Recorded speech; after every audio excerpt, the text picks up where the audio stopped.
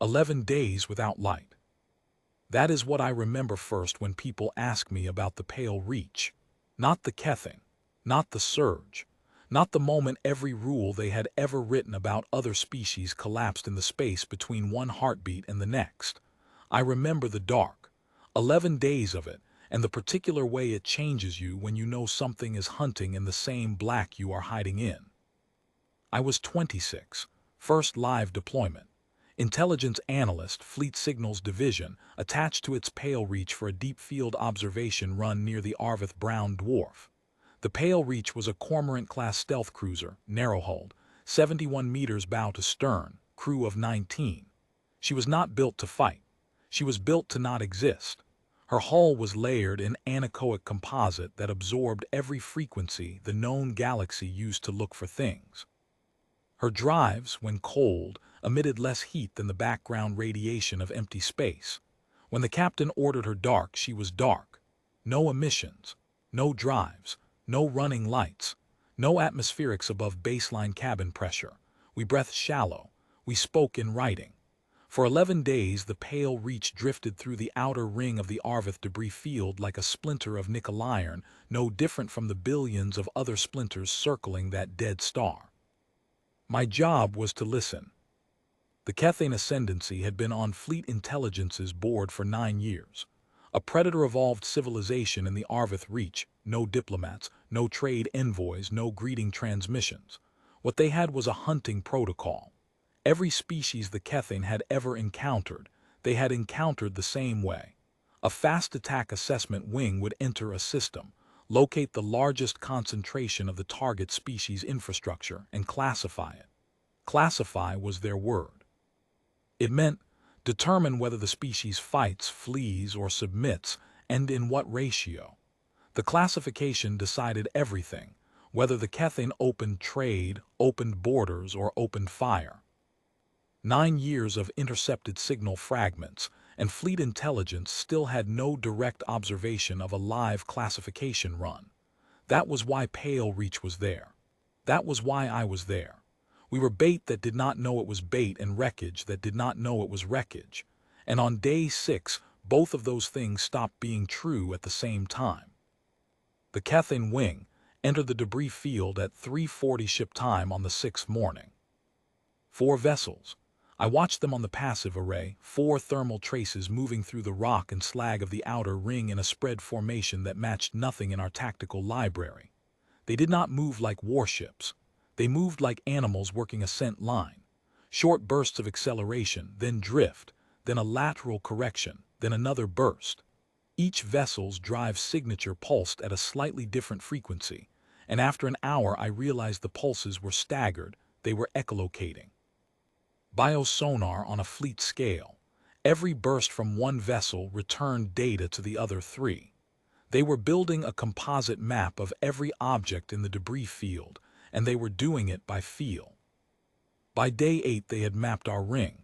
I could see the Pale Reach on their composite, a gray silhouette tagged with a glyph I did not yet have a translation for. Dead mass, salvage grade, inert. They tagged us and moved on. I wrote my first report that night in the dark, longhand on a paper pad because we could not risk a screen's glow. The handwriting was steady. I was not. Something about being looked at and dismissed, about being weighed and found to be nothing, settled into a place in my chest that I did not know existed until it was full.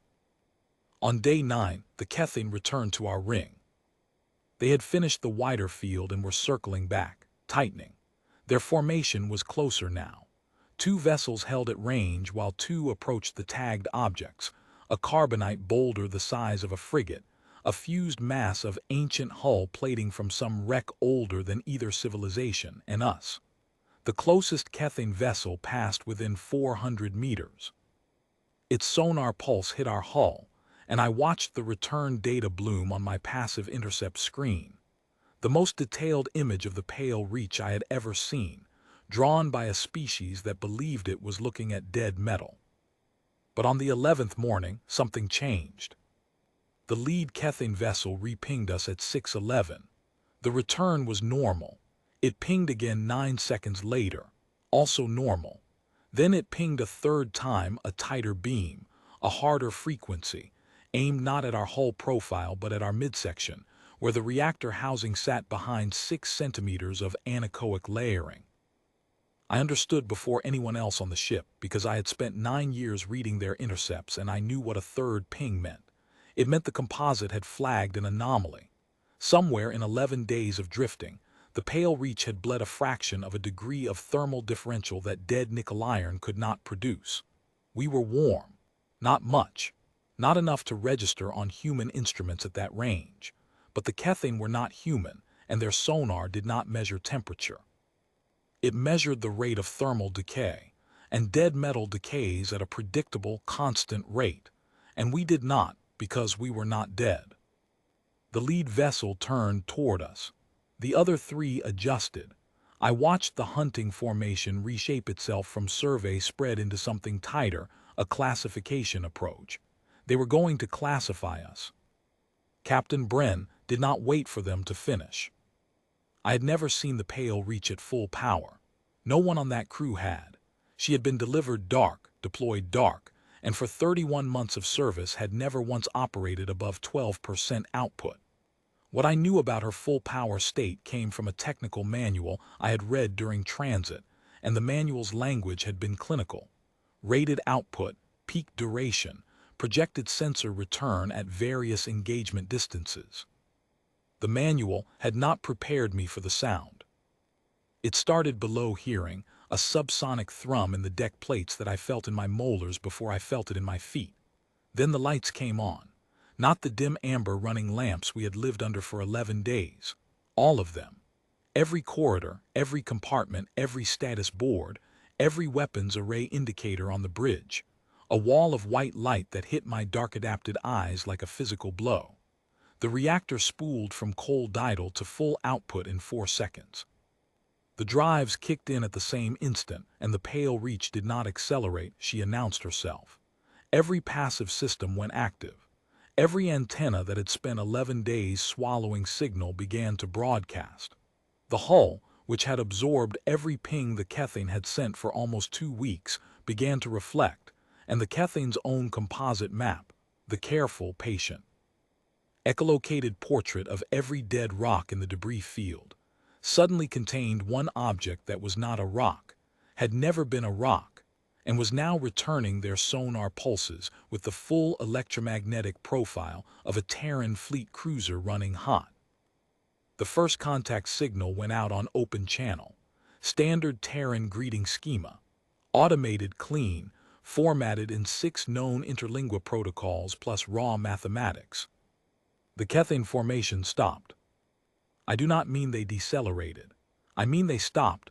All 4 vessels cut thrust simultaneously, a behavior I had never observed in 9 years of intercepts. Their sonar pulses ceased. Their formation locked. For 11 seconds, nothing in the Arvith debris field moved except the slowly tumbling rocks and the Pale reach, holding position with her drives lit and her signal broadcasting into the silence. Then the lead vessel did something that fleet intelligence would spend 3 years trying to fully understand. It rotated, not a tactical reorientation, not an evasive maneuver. It turned its dorsal surface toward us. In Kethane body language, reconstructed later from a dozen other contact events, we would never have decoded without this one, the dorsal exposure meant, I am not hunting. It was the one posture their biology made most vulnerable, and they offered it first. No shots, no pursuit, no classification. The Kethane Ascendancy's hunting protocol had exactly 3 categories: fight, flee, submit. 900 years of contact with 41 species, and every single one had fit. We did not fit. We had done none of those things. We had sat in their dark, breathed their silence, let them map us, let them tag us, let them call us dead, and then on our schedule, not theirs, we had simply stopped being dead. Their doctrine had no category for a species that chose when to be seen. The parley request came 14 minutes later, the first in recorded ascendancy history as far as we could determine. I transcribed it by hand, on the same paper pad I had used for 11 days, in a corridor that was now so bright it hurt. My handwriting was not steady, But this time it was for a different reason. Captain Bren never spoke about it publicly, and I followed her lead on that for years. What I will say is this. I have been in fleet intelligence for 19 years since, and I have read the contact files of species that fight, species that run, and species that kneel. The Kethin were the only ones who stopped because they recognized something they had no name for. Not strength, not threat, not submission. Patience. They had been the most patient hunters in the Arvith Reach for 9 centuries. And in 11 days of silence, in the dark beside a dead star, a ship the size of a canal barge had outweighted them without trying.